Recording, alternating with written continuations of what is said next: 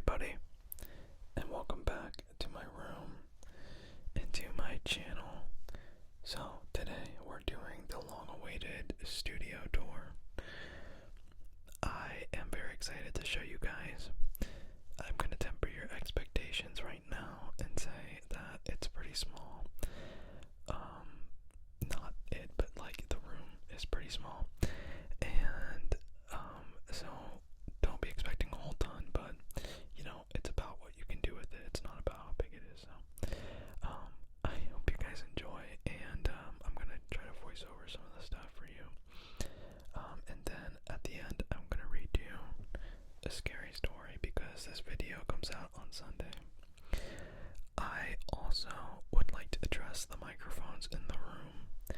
Obviously, my Blue Yeti is not in front of me. That is because my Blue Yeti was being a jerk and making electric noises, and I looked into this and discovered many people having the same problem. Now, they could not figure it out, I could not figure it out, and I kind of knew that I wanted to transition to different microphones at some point. So I figured, why not now? Don't worry, the Blue Yeti's not gone forever, hopefully.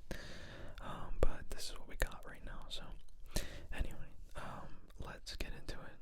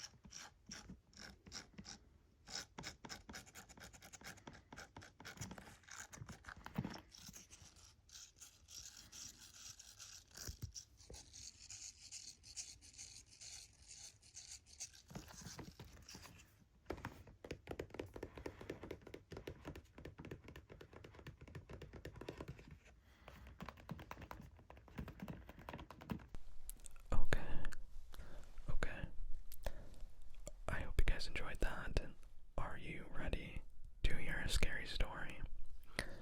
I'm not sure if I am, but we're gonna have to do it because it's Sunday, so let's do it. So the one that I have here is called "Someone Keeps Texting Me Hide and Seek. I Wish I Hadn't Ignored It." And this one comes from No Sleep, r/No Sleep. It's written by Bad Andy the Red. So shout out to you. I received the first message 3 days ago. I was on my break at work and I got a text notification. It was odd. It was from an unknown number. Normally, I ignore these sorts of messages. Spammers and the like usually showed up with those types of auto texts. But this one was different. It was so strange because no number showed up at all, just the message. Hide and seek. I thought someone might have had the wrong number for a friend they were trying to get in touch with to play a game, apparently, so I responded, "Think you have the wrong number. Not sure who you're trying to reach, but they are not here." I went about the rest of my work day and was just wrapping things up when I pulled my phone from my bag. I saw I had another text message waiting for me. Same number or lack of number. I was confused and slightly annoyed, so I responded again. "Like I said before, I think you have the wrong number. Who is this? Who are you trying to get a hold of to play hide and seek?" My patience had reached its limit, and I figured if they would not answer, then I would just block the non-existent number and hope it would work. Despite the lack of a visible number, the option on the phone or on the message thread still presented itself. So I was relieved when the weird conversation vanished. I got in my car and started to drive home. I got another notification as I got on the road and used my car's text-to-speech to read it to me. It was Mike, my roommate. He was asking me to pick up more beer from the store, since he had apparently finished off what we had left. Classic roommate. I groaned at the message and the fact that I was always the one to buy it for us. It was getting old, but I needed a drink after the night I had, so I sent him a message back saying, I can buy it this time, but if you are going to keep drinking everything we have, then you better start paying for it." Guys, I've been playing a lot of Claire Obscure today, so my brain is fried. Please forgive me if I stumble over my words. I stopped by a nearby gas station close to our apartment and grabbed a case of Miller and continued home. As soon as I got back in the car, I received another text message. I was getting annoyed already since I figured it was Mike complaining about being out of something else. But instead, as the text-to-speech read out the message, I knew it was something else. Seek, drink. It made sense now, and I immediately called Mike. He answered after several rings and sounded stoned. "Hey man, what's up? Did you grab the beer?" "Yeah, I did. Are you messing with me? How are you sending those messages? When I call you, I can see your number, but not when you sent that weird text. What app are you using? Also, what is the point? I'm not home yet. I can't play hide and seek. Never mind that I'm not 5 years old." The seek drink thing was a bit of a giveaway for whatever weird game you were playing. There was a brief pause and he responded, "Not sure what you mean, man. I didn't send anything like that. Weird. Who wants to play hide and seek?" Yeah, that's what I'm thinking.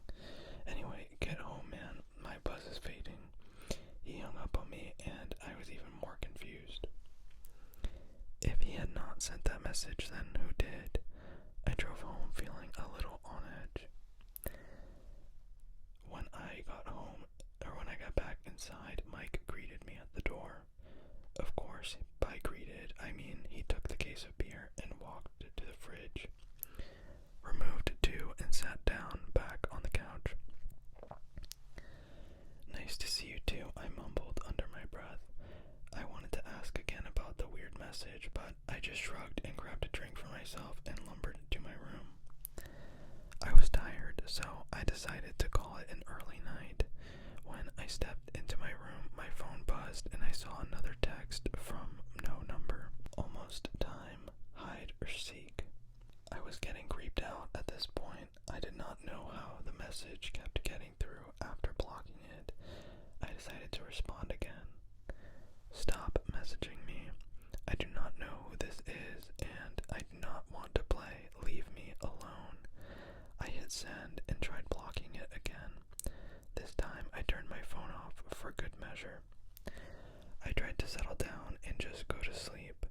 I managed to nod off for a bit, but after a while I heard a knock at my door. I jolted up and heard the slurring voice of Mike. "Hey man, I don't know what the hell, but I think someone is trying to get a hold of you. I just got a trippy message and it sounded like what you were talking about earlier. Check it out." I rushed to the door and saw Mike looking at his phone in a confused stupor. I grabbed it from him and looked at the message. "Last chance, hide or seek." My heart sank and I felt a panic rising in my chest. I asked Mike, "When did you get this?" He shrugged his shoulders. "A while ago, man. I don't remember. I was not looking at my phone. What's going on?" I stepped back into my room and turned my phone back on. Sure enough, I had a missed message. "Okay, you hide." I stared at the words in mounting fear. I had no idea what to do, but I felt suddenly exposed. I considered calling the police, but I did not know what I would tell them. Nothing had happened, only a creepy text thread. Yet something felt wrong, like something bad was about to happen. I looked over at Mike, and he looked confused and a bit paranoid as well. Before I could try and explain things, the lights went out. At first, I thought it might be a power outage. Then I heard the slow creaking sound of the front door opening, despite being sure I had locked it when I got home. Terror gripped me, and I knew something was very wrong. I crouched down in the darkness and whispered to Mike, the only thing I could think to say. "Hide." I crawled on my floor and under my bed. I was about to call 911 when my phone suddenly died as well.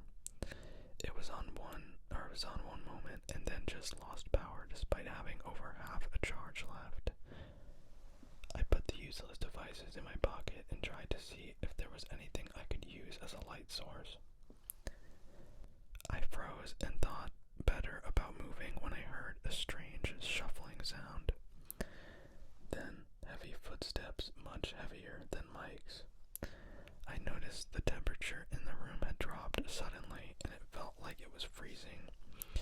As the footsteps resounded and moved closer, I smelled a faint tinge in the air, like something rotten. I crawled as far back and huddled up as small as I could make myself under the bed and held my breath. I heard my closet door gently shutting and thought it might be Mike hiding in there. Then the heavy footsteps picked up the pace. I suddenly realized if I could hear the door closing, whatever the hell was in here with us could hear it too. I considered calling out to Mike to move, but fear froze my voice. The heavy footsteps were in the room now, despite my efforts to try and see what stalked us. I could not make out anything. I sat there silent and immobile, holding my breath and waiting. After several long moments, I thought we might be safe. Then I heard the door to the closet break and shatter. Then Mike screamed, a haunting, nightmare-inducing shriek. Something had found him. The cry of terror was suddenly silenced. I did not hear anything violent, just the scream and then the utter silence. I had no idea what the hell had just happened. For a long while, I sat there paralyzed with fear, until finally the light came back on. When I saw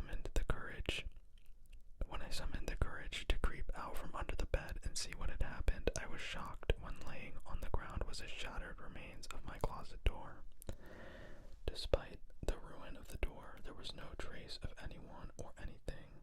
Mike had vanished. I slowly called out, louder and more emboldened as I moved into the hall where the light was on again. No one responded. No one else was there. I stumbled through the apartment searching for my roommate, but he was gone. Worse still, I had no idea where the hell he had gone. No trace of Mike has shown up in the last couple days since it happened. I don't know if anything will, but I think he can finally be declared missing. But I don't know if it will do any good. It was impossible, but whatever had broken into our place had found him, and now he was missing. He had lost hide and seek, and that thing, whatever it was, took him away. The entire nightmare is unbelievable. Yet, even now, as I write about my friend's impossible disappearance, I am shocked when I receive another text. Hide and seek. I don't know what to do. I don't know what this is. Maybe I should respond again, a different way this time. Maybe it might help, might keep me safe from whatever or whoever is doing this. Perhaps I can find out. My reply is one word. Seek. Okay, I think that was pretty good. The whole time I'm just thinking like, okay, play hide and seek then, like, it's clear you're gonna have to play hide and seek, bro. I also feel bad for Mike, like, what did he never agreed to do this, he never got a text, like, warning, like, so, that was not fair. Justice for Mike, we need to find him. Okay, I think that's gonna be it for today's video. I hope you guys like the new microphones. I'm still feeling